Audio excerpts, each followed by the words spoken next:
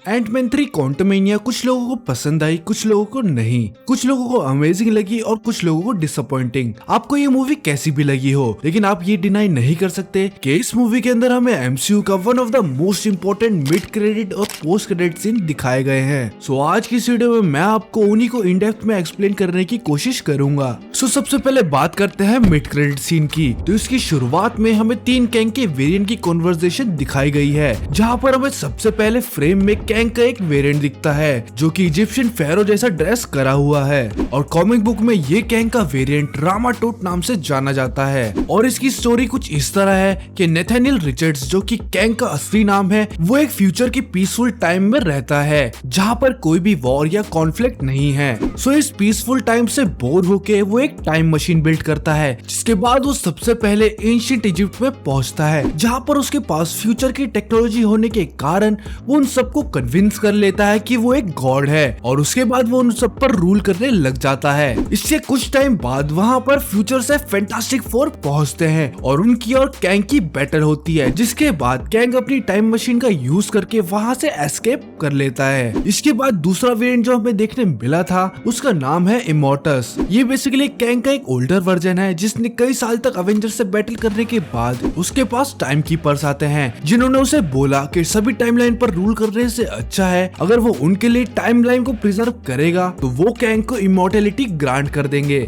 और इस ऑफर को लेने के बाद कैंग बन जाता है इमोर्टस, द मास्टर ऑफ टाइम। अगला वेरिएंट जो हमें देखने को मिला वो एग्जैक्टली स्कारलेट सेंचुरियन जैसा तो नहीं दिखता है, क्योंकि यहाँ पर उसका आर्मर ब्लू है और कॉमिक्स में उसका रेड होता है। लेकिन इस वेरिएंट की स्कारलेट सेंचुरियन ना होने के चांसेस मेरे हिसाब से तो कम ही है। तो इसकी स्टोरी कुछ इस तरह है कि रामाटूट पर जब फैंटास्टिक फोर अटैक करते हैं तो वो अपनी टाइम मशीन का यूज करके फ्यूचर में जाके कैंग बनने वाला होता है, लेकिन एक टाइम स्टॉर्म में फंसने की वजह से वो 20th सेंचुरी की अर्थ 616 में आके डॉक्टर डूम से मिलता है, जिसके बाद वो डॉक्टर डूम से इंस्पायर होके खुद के लिए एक न्यू आर्मर बनाता है और बन जाता है स्कारलेट सेंचुरियन। सो ये थे कैंग के इंपॉर्टेंट वेरिएंट जो हमें यहाँ पे देखने को मिले थे। अब बात करते हैं मिड क्रेडिट सीन की। सो यहाँ पर हमें इमोर्टस कैंग द कॉन्करर के कॉन्टेक्स्ट में ये कहते हुए सुनाई देता है कि the exile one is dead. अब एंटमैन 3 मूवी के अंदर भी कैंग द कॉन्करर ने कहा था कि उन्होंने मुझे एक्साइल कर दिया था क्वांटम रेल्म में, और यहाँ पर most probably Kang the conqueror council of Kangs की ही बात कर रहा है। इसके आगे हमें रामाटूट स्कारलेट सेंचुरियन को एज अ टॉन्ट मारते हुए दिखाया जाता है कि तुम्हें बड़ा दुख हो रहा होगा कि उसको मारने वाले तुम नहीं थे,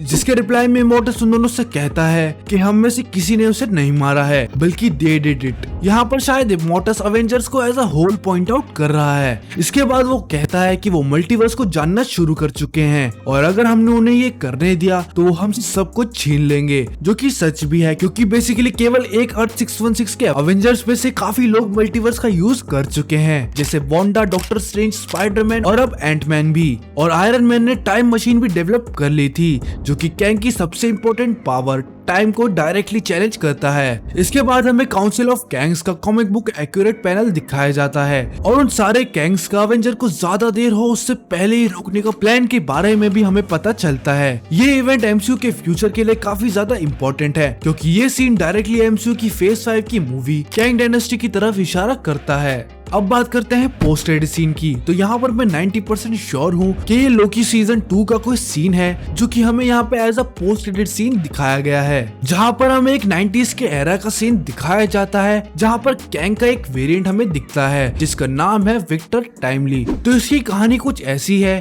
कि जब कैंग द कॉन्करर अपनी पहली बैटल अगेंस्ट एवेंजर्स हारता है तो उसके बाद वो टाइम में पीछे ईयर 1901 में पहुंच जाता है और वहाँ पर जाके वो बन जाता है विक्टर टाइमली। और वहां पर पहुंचने के बाद वो एक टाइमली नाम से एक टाउन भी फॉर्म करता है, जिसके अंदर वो क्रोनोप्लस भी बनाता है। तो इस पोस्ट क्रेडिट सीन की शुरुआत में हमें कुछ एडवांस इक्विपमेंट दिखते हैं, जो कि ऑब्वियसली 1900 के एरा के हिसाब से काफी ज्यादा एडवांस दिख रहे हैं। और इसके बाद हमें एक बोर्ड दिखता है जो कि ये कंफर्म करता है कि ये कैंग का वेरिएंट विक्टर टाइमली ही है। इसके बाद हमें कैंग टाइम के बारे में एक स्पीच देते हुए दिखाया जाता है, जहाँ पर वो कहता है कि टाइम हमारी लाइफ को अफेक्ट और शेप करता है, लेकिन शायद हम टाइम को शेप कर सकते हैं। इसके बाद हमें नेक्स्ट सीन में लोकी और मोबियस दिखते हैं, जहाँ पर क्लियरली लोकी जान गया है कि यही ही हु रिमेन्स का एक वेरिएंट है। लेकिन मोबियस, जिसे अब तक कैंग के डेंजर्स के बारे में सही से नहीं पता है, वो ये कहता है कि तुम तो ऐसे बोल रहे हो जैसे कोई बहुत ही डरावनी चीज देख ली हो। सो ये सीन हो सकता है कि हमें लोकी सीजन 2 में भी देखने को मिले, जहाँ पर लोकी और मोबियस टाइम में पीछे आए हैं। अब वो किस लिए आए, इसका रीजन मोस्ट प्रोबेबली कैंग से ही रिलेटेड होगा। सो ये थी Ant Man and the Wasp Quantumania के मिड और पोस्ट क्रेडिट सीन की एक्सप्लेनेशन। सो आज की इस वीडियो में इतना ही। इसी तरह सुपर ऑसम कंटेंट देखने के लिए इस वीडियो को लाइक और चैनल को सब्सक्राइब जरूर करें। मैं मिलूंगा आपसे अगली वीडियो में, तब तक के लिए पीस आउट।